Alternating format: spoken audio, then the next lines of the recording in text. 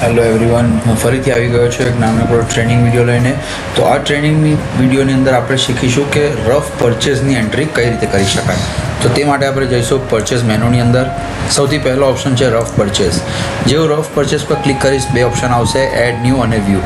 વ્યૂમાં તમે જોઈ શકો છો ઘણા બધા રફની જેટલી પણ પરચેઝ છે એની એન્ટ્રી અહીંયા તમને જોવા મળી જશે. હવે એડ ન્યૂમાં નવી એન્ટ્રી કઈ રીતે કરીએ એ આપણે જોઈ લઈએ. સૌથી પહેલાં ડેટ આવી જાય છે, જે સિસ્ટમ ઓટોમેટિક લઈ લે છે. પછી છે ડે, એટલે જે પણ તમારી કન્ડિશન પ્રમાણે જે પણ ડેઝની તમે કન્ડિશન રાખી હોય તો તે દિવસો અહીંયા નાખી શકો છો અને ઓટોમેટિક એની નેક્સ્ટ ડ્યુ ડેટ મળી જશે. પછી પાર્ટીની ડિટેલ્સ છે. પાર્ટીની ડિટેલ્સ જો તમારી ડ્રોપડાઉનની અંદર હોય તો તમે ત્યાંથી ડાયરેક્ટ સિલેક્ટ કરી શકો છો.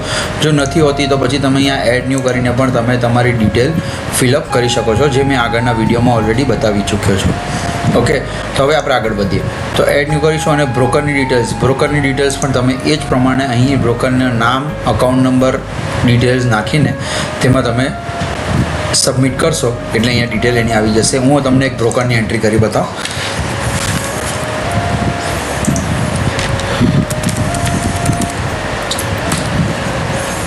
broker 2 Bardoli, city Surat, state Gujarat,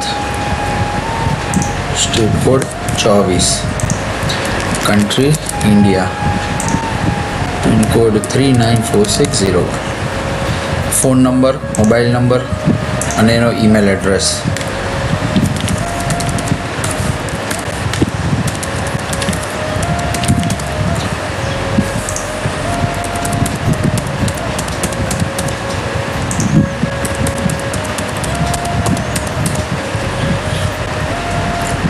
PAN number પણ નાખી શકો છો, એની બેંકની ડિટેલ પણ નાખી શકો છો.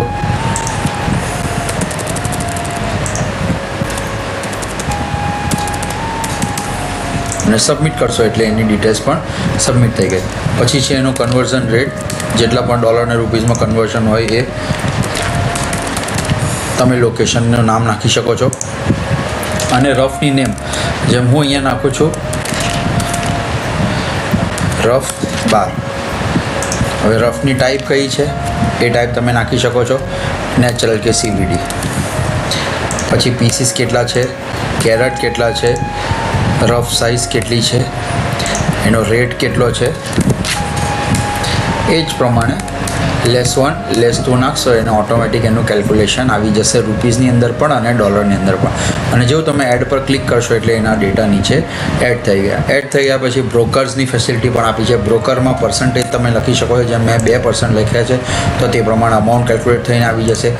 પછી બિલ GST વાળું તમને જોઈએ છે તો GST આવી જશે, નો બિલ જોઈશે તો વિધાઉટ GST આવી જશે. આપણે બિલ સાથે આગળ વધીએ તો એ પ્રમાણે કરીશું. અને હવે તમે રાઉન્ડ ઓફની ફેસિલિટી પણ અહીંયા આપી છે, તો રાઉન્ડ ઓફ તમે અહીંયા કરી શકો છો.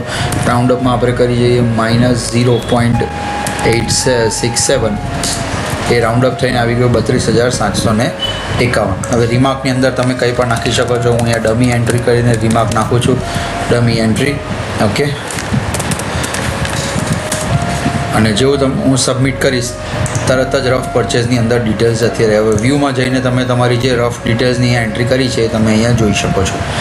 અને એ જ રીતે સમાન લાસ્ટમાં તમે જોશો તો એડિટ નામનો ઓપ્શન છે, જ્યાંથી તમે એડિટ પણ કરી શકો છો, અને ડિલીટનો ઓપ્શન પણ છે, જ્યાંથી તમે ડિલીટ પણ કરી શકો છો. તો આ હતી જે પ્રોસેસ જેમાં તમે રફ પરચેઝની એન્ટ્રી કઈ રીતે કરી શકો છો. આઈ હોપ આ ટ્રેનિંગ વિડીયો તમને મદદરૂપ રહેશે અને ફરીથી મળીએ એક નવા વિડીયો સાથે કંઈક નવું શીખવા માટે. Thank you very